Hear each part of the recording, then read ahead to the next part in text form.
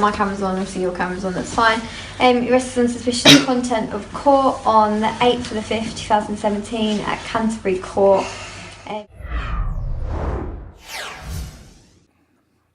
I first found out about a case where four Muslim men who run a takeaway in Margate, a young English girl, a young child, who was 2.5 times the drink drive limit.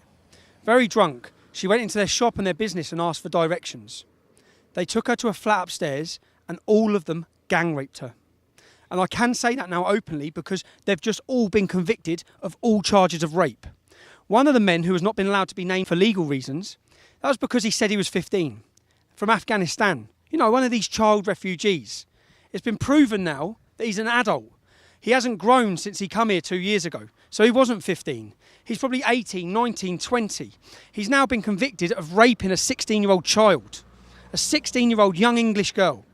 Now, the reason why I came to this court was because I found out what these men had done. I went and saw local people. I found out that there's been previous accusations against this business and this premises. These men were arrested in September. Since September, 3 of them have been on bail. They've been on bail.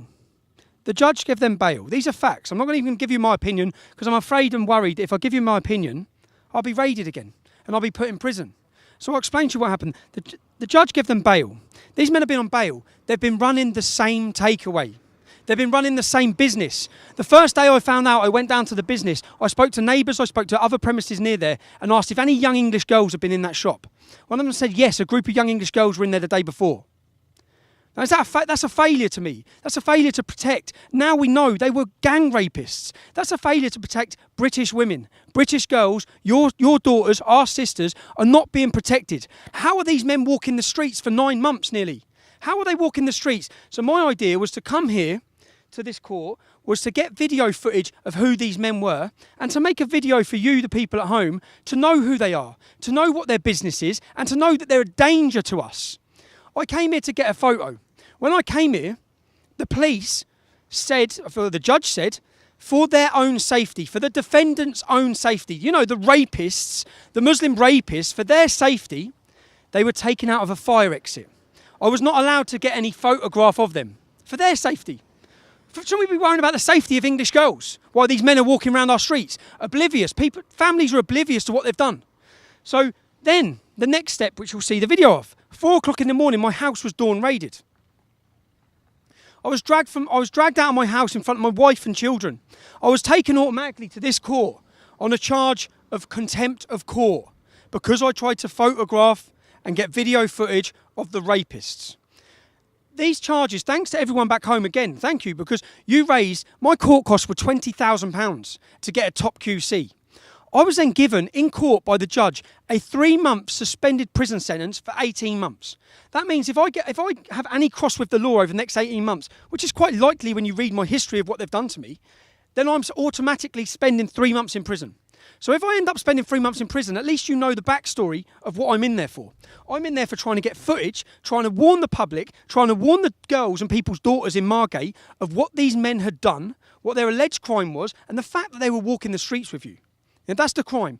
So, and if I hadn't had that £20,000 from the donations, and I hadn't had a top QC, I'd now be sitting in prison for this. I would now be sitting in custody. How insane is that?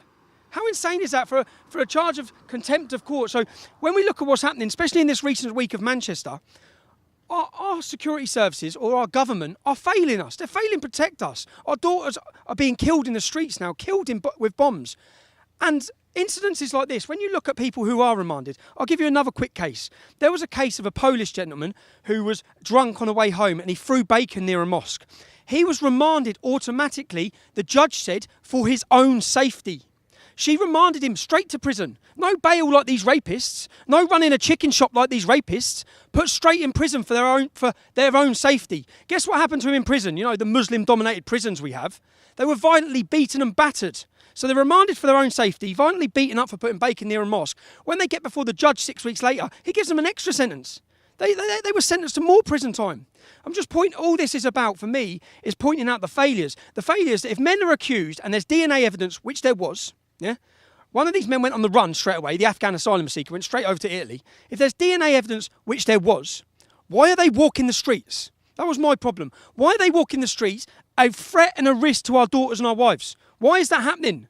Why is that happening? I was remanded for a passport. I got 10 months in prison for having false identity. I was remanded for it. I wasn't walking the streets, I was remanded. What threat could I have been in comparison to what these men have done? But now they're convicted. Now they're awaiting sentence. We'll see what sentence they get. But again, the reason why I was highlighting this case is because right now there's 29 men walking the streets on bail for gang raping, or the alleged gang raping of, I think, 48 kids or 58 kids, and 120 kids actually it was, the Huddersfield one. I'm getting confused because there's so many cases. 120 young children allegedly gang raped by these men. 2 of them are working in a chicken shop, still in contact with young girls.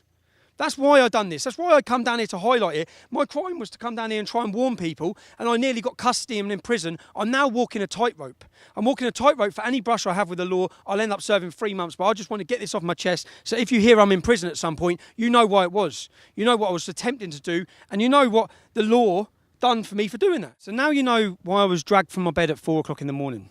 Now you know why I was dragged through these courts, looking at prison. Now you know why I'm walking a tightrope on a prison sentence.